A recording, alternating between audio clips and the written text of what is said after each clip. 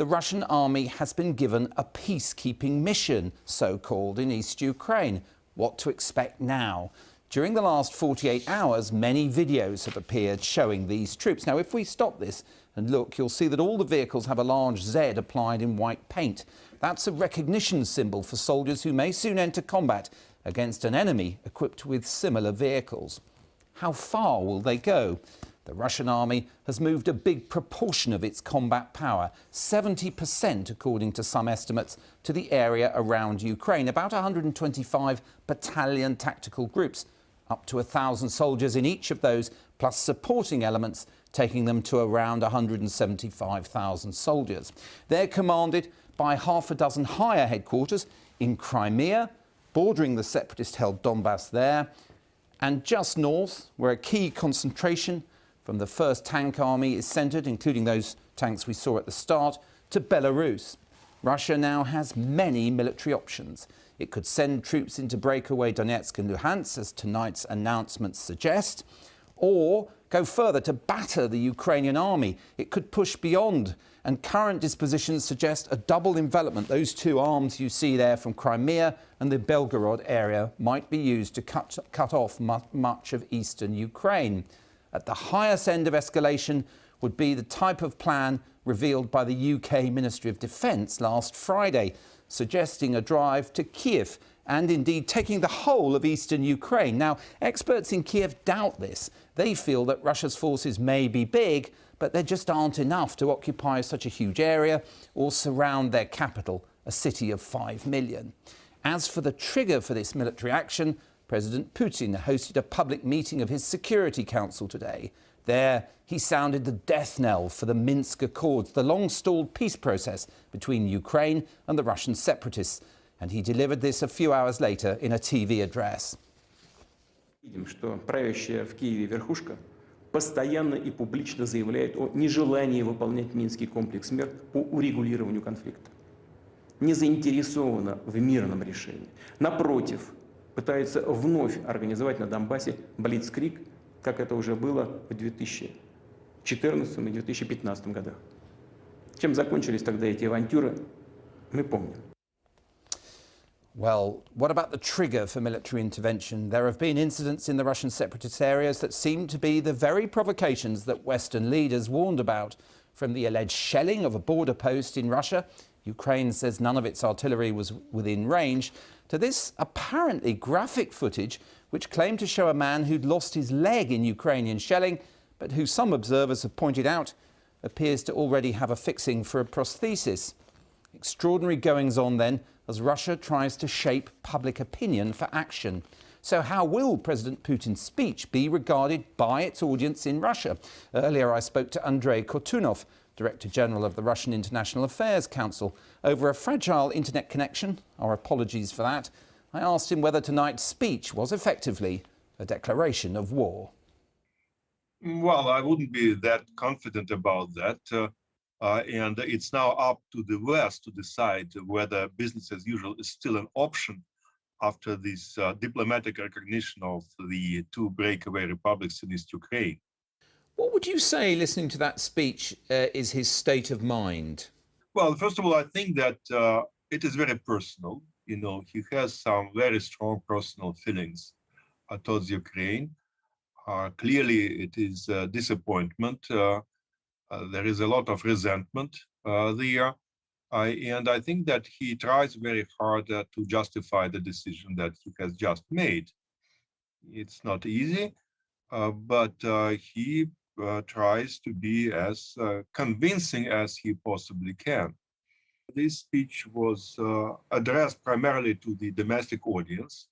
And of course, many people in Russia feel sympathetic to those who live in the Donetsk and Lugansk areas of Ukraine.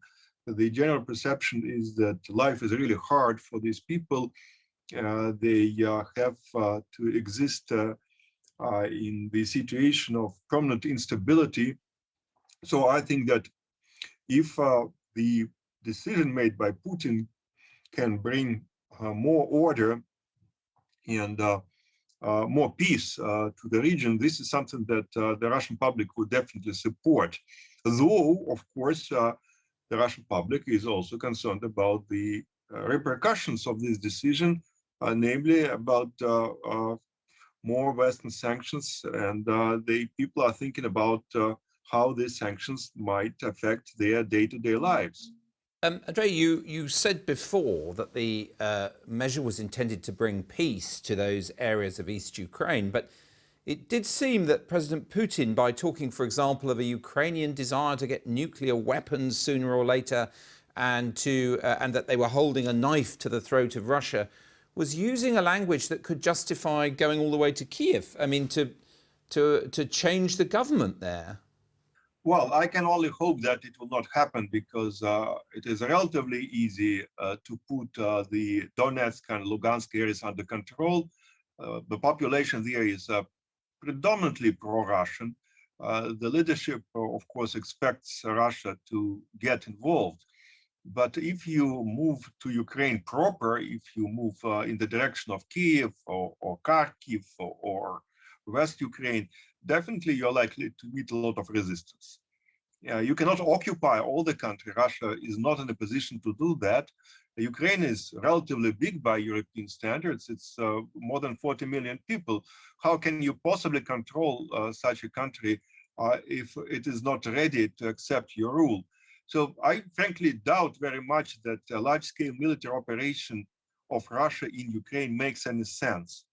You can, in theory, you can think of a surgical strike, but no government imposed by Moscow would be regarded as legitimate in Ukraine. So I think that it would also boost anti-Russian feelings among the core Ukrainian population, and I hope that everybody in the Kremlin understands this reality quite clearly. Andrei Kortunov, thank you very much. Thank you.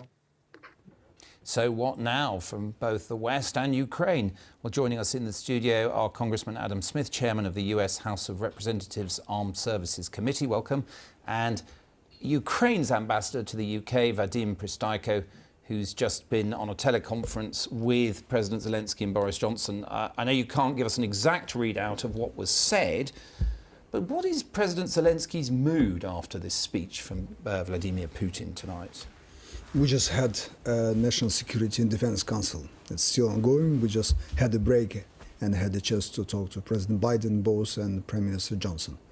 I believe that as of now, what we are saying, what we are seeing, that's blatant violation of international rules, not just our integrity and sovereignty of Ukraine. And what we also see that this is a clear danger to our state, and incursion is already started. What I believe President asked both. You think the Russian troops have already entered? Yes, because what they signed today, that's already they will provide, the armed forces of Russia will provide security to this. But you don't know that they've entered. Sorry, just to be specific about that point. They are not entering as we speak. Right. But what Putin told his military forces to engage in providing and maintaining security of newly recognized, an hour ago recognized new republics, as he sees that. Congressman Smith, I mean, we've seen in recent weeks President Biden's administration talking about sanctions, revealing certain aspects of the plan, the provocations, all these sort of things. Would you accept that whatever they were trying to deter hasn't really worked? Well, to date, no, it has not. Putin's troops are still on the border. I mean, also, I will say to date, he has not actually invaded Ukraine. And we have to use the levers we have available. Big lever is showing that this is going to strengthen NATO, not weaken it, that these actions are going to get the opposite result of what Putin is looking for, and also to be unified on sanctions that are going to be imposed. And this decision to take away the structural integrity of a sovereign nation, that is a violation. Sanctions will now be imposed. The president has said as much. So, we need on to those two breakaway republics. Just for doing that. I mean, that is the incursion that we said. It's clear. It is a clear violation of international law, and we should have no ambiguity about that, and we should hold them accountable for that decision, even as we also try to prevent, further unwarranted aggression. Well, in terms of a possible further aggression, I have to say, hearing some of that language in the speech, if I was Ukrainian, I'd be worried. I mean, do you worry that this might be about going all the way to Kiev or or taking large parts of your country? I was also listening to what he was saying, almost an hour of these historic debates with himself. And I have to tell you, when the nuclear nation is calling your nation a historical mistake which has to be fixed, yes, you have to be worried what he has in mind. Let's talk about sanctions in a little bit more depth. As you say, President Biden has announced an initial raft and is obviously going to be reviewing this by the hour, depending presumably on where Russian forces go. But this isn't the sort of big bazooka, is it, of cutting off foreign finance, for example, to the Russian economy, some of the things that have been talked about? Yeah, that has not been decided yet. The president made a statement, announcement, and the clear thing is, anybody doing business with the two so-called breakaway republics will be cut off. So that's the focus of this. And also we're leaving options on the table to do more sanctions beyond that. But the big bazooka you refer to is basically to cut off Russian oligarchs and Russian business people from using the international financial system.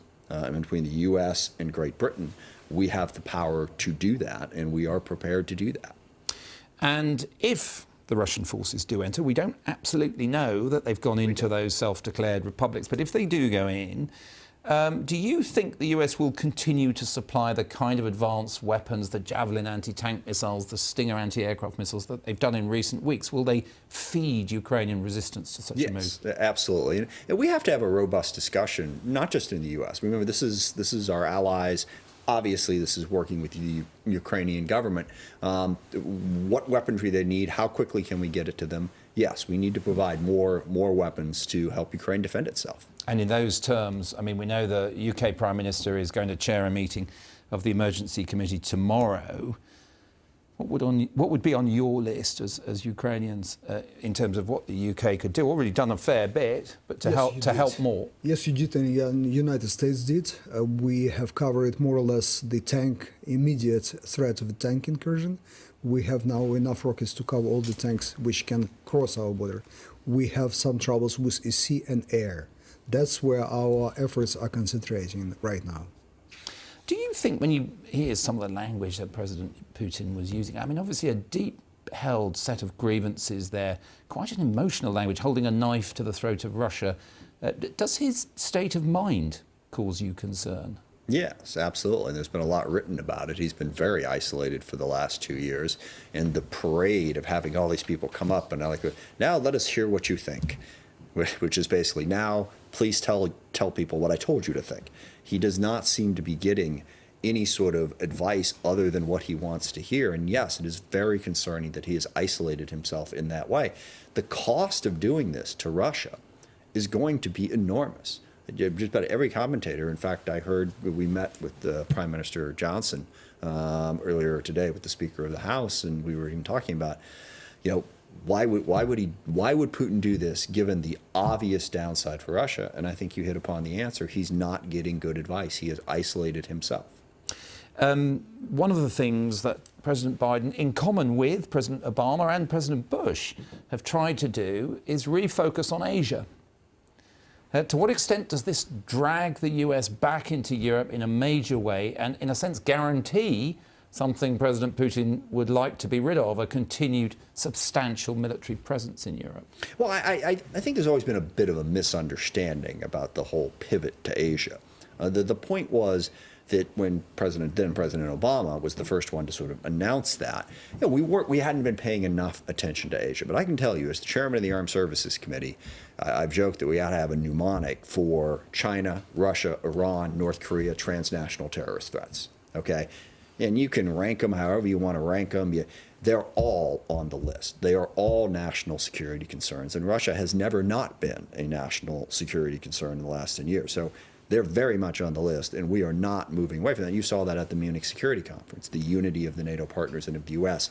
focused certainly on Ukraine, but also on the broader threat that Putin presents. He is a major factor in our national security plans. I mean, the US was going down under President Obama to 0 tanks in Europe. So to an extent, in the years since then, it has reinforced its presence. Would you envisage further heavy forces being forward deployed in Poland, the Baltic republics, wherever?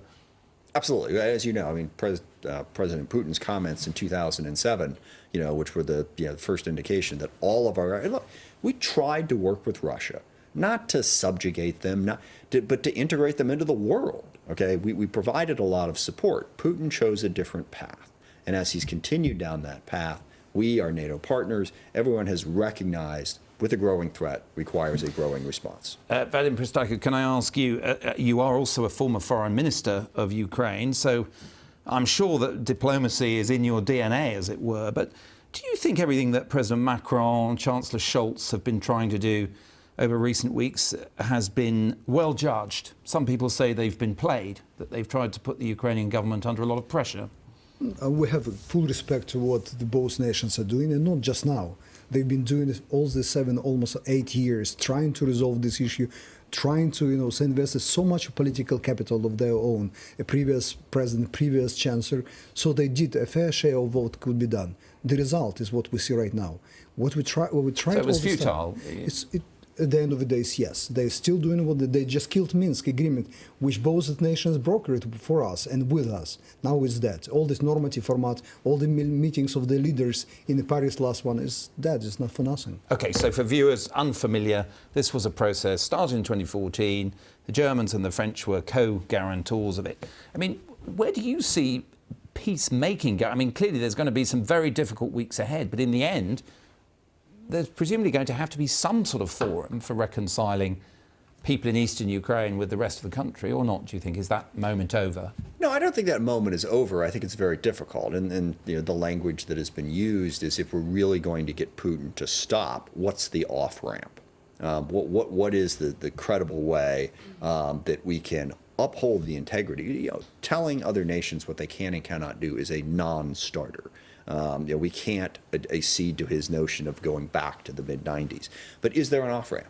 And that's what we are all we're trying to find that off-ramp that is acceptable. But we still have a lot of work, and diplomacy still must be used. And how does President Zelensky now frame this to Ukrainian people? What does he say? Does he order national mobilization? Does he keep going with his keep calm and don't panic message? I mean, what does he do in this situation? He will go in a minute to national television.